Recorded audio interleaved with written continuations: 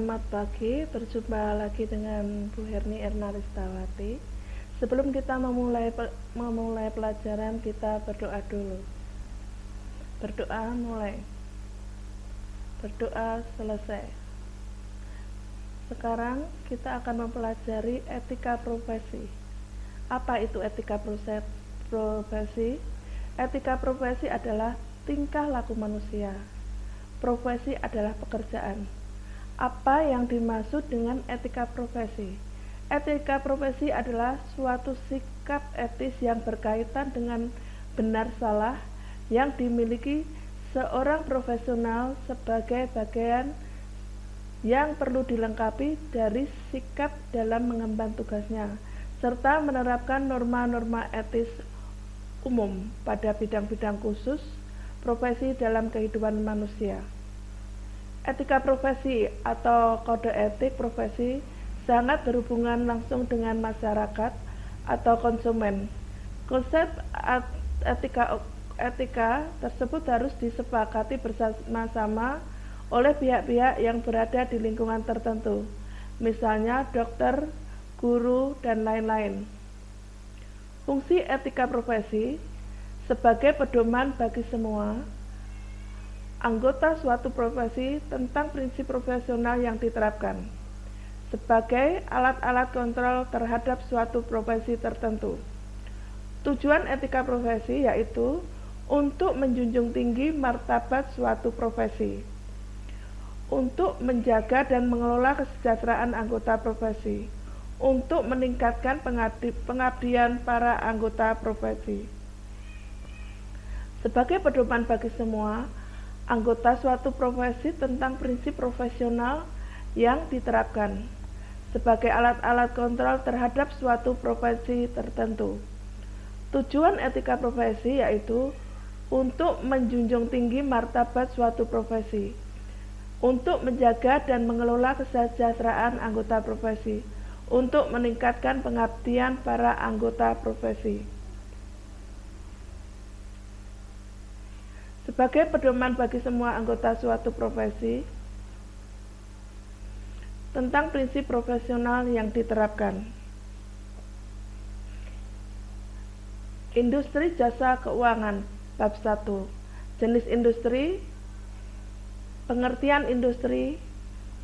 Menurut Badan Pusat Statistik 2008, industri adalah suatu kesatuan unit usaha yang menjalankan kegiatan ekonomi dengan tujuan menghasilkan barang atau jasa yang berdomisili pada sebuah tempat atau lokasi tertentu dan memiliki catatan administrasi sendiri. Dalam UU RI nomor 5 tahun 1984, industri didefinisikan sebagai kegiatan ekonomi yang mengelola bahan mentah, bahan baku, barang setengah jadi dan atau barang jadi menjadi barang dengan nilai yang lebih tinggi untuk penggunaannya, termasuk kegiatan rancangan bangunan dan perekayasaan industri. Jenis industri antara lain sebagai berikut. Industri primer, yaitu industri yang barang-barang produksinya bukan hasil olahan langsung atau tanpa olah lebih dahulu. Contohnya hasil produksi pertanian, peternakan, perkebunan, perikanan, dan sebagainya. Industri sekunder yaitu industri yang mengelola bahan mentah dan menghasilkan barang-barang setengah jadi untuk diolah kembali. Contohnya pemintalan benang, komponen elektronik, dan sebagainya. Sedangkan industri tersier yaitu industri yang produksinya berupa layanan, jasa.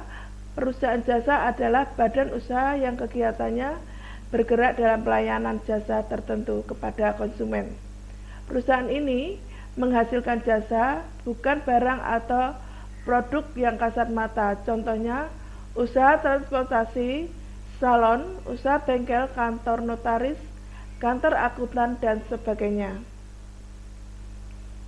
Lembaga keuangan perbankan.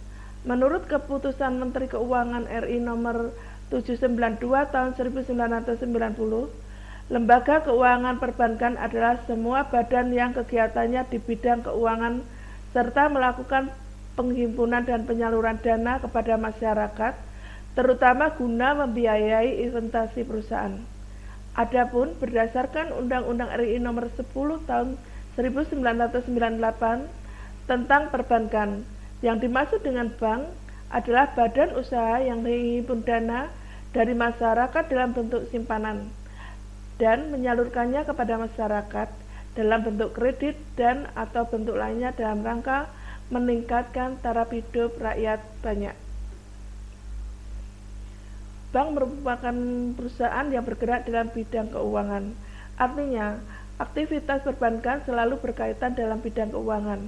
Lembaga keuangan yang bergerak di bidang perbankan di Indonesia meliputi Bank Sentral, Bank Indonesia yang memegang fungsi sebagai bank sirkulasi, banker bank, dan leader of the last resort.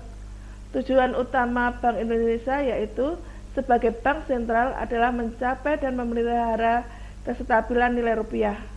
Untuk mencapai tujuan tersebut, Bank Sentral memiliki tujuan menetapkan dan melaksanakan kebijakan moneter serta mengatur dan menjaga kelancaran sistem devisa. Bank umum yaitu bank komersial, yaitu yang bertugas melayani keseluruhan jasa perbankan dan segenap lapisan masyarakat, baik masyarakat perorangan maupun lembaga lainnya.